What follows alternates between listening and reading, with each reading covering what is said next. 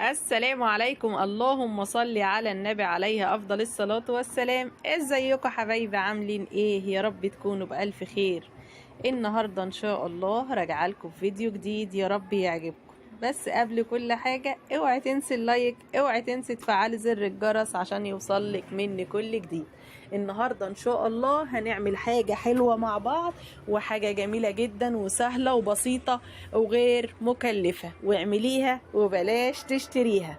بصوا الكاسات الجميلة اللي قدامكم دي، كاسات كنافة بالمانجا، تحفة، طعمها جميل جدا. بدل ما تشتريها لا اعمليها وهتديلك نتيجة روعة ان شاء الله. طبعا موسم المانجا، والمانجا كتير ورخيصة، استغلي بقى موسم المانجا واعملي لهم ايه وصفات كتير منها. بصوا الجمال ما شاء الله، الله اكبر عليها، كان طعمها تحفة ما شاء الله. بصوا كده كريم شانتيه ومانجا كده، حاجة فاخر من الاخر، جميلة جدا. يلا بقى نشوف عملنا العظمة وعملنا الجمال ده ازاي. بس اوعي تنسي اللايك، اوعي تنسي تفعلي زر الجرس. يلا بينا. انا عندي هنا اول حاجه لازم تعمليها تحمري الكنافه بتاعتك. انا محمره الكنافه في الفرن، حاطه عليها شويه سمنه وحمرتها في الفرن، وممكن تحمريها على البوتاجاز.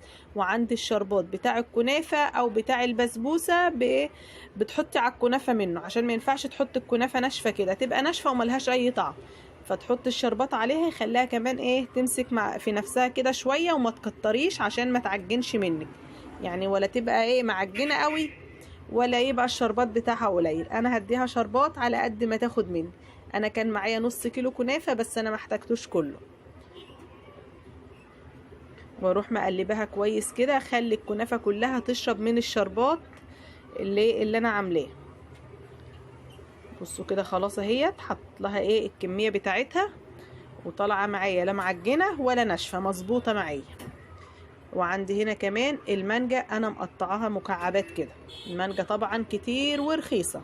وعندي هنا كوباية كريم شانتيه، طبعا انا جايباه من غير سكر، انا حطيت له معلقة سكر بودرة. لو انت هتجيبيه بسكر ما تحطيش عليه سكر، بس انا عشان جايباه من غير سكر حطيت له معلقة عشان يبقى مسكر معايا كده.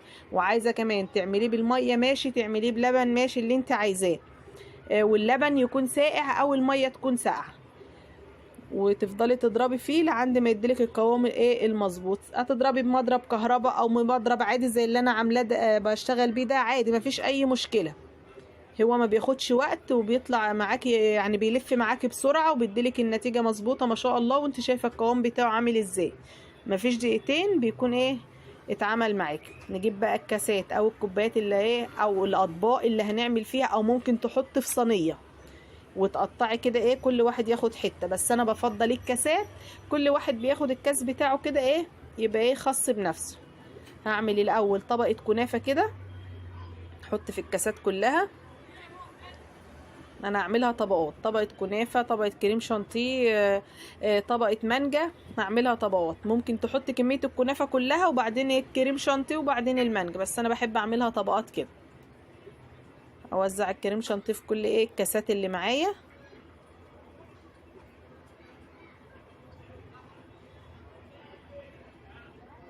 طبعا انا بحطه كده مش متساوي، انا هسويه لسه بايه بظهر معلقه كده واروح مسوياه. وبعدين احط طبقه مانجا، ادي طبقه المانجا معايا هي. وارجع احط تاني طبقه كنافه.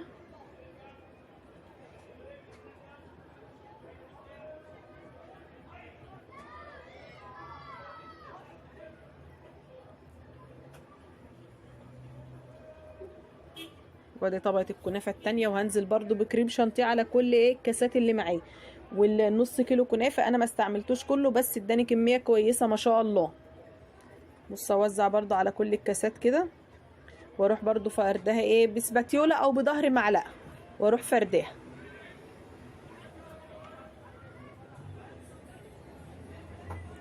كده. فردت الكريم شانتيه بتاعه. واخر طبقه بقى اللي هي ايه طبقه المانجا.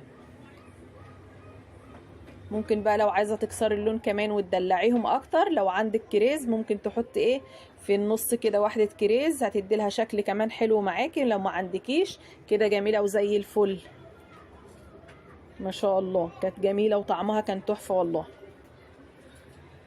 والمانجا ما فيش اكتر منها، والمانجا رخيصة كمان. وده يا حبايب قلبي كان الفيديو بتاعي معاكم النهارده، يا رب يكون عجبكم. بس ما تنسيش تحط لايك، ما تنسيش تفعلي زر الجرس عشان يوصلك مني كل جديد، واترككم في رعاية الله.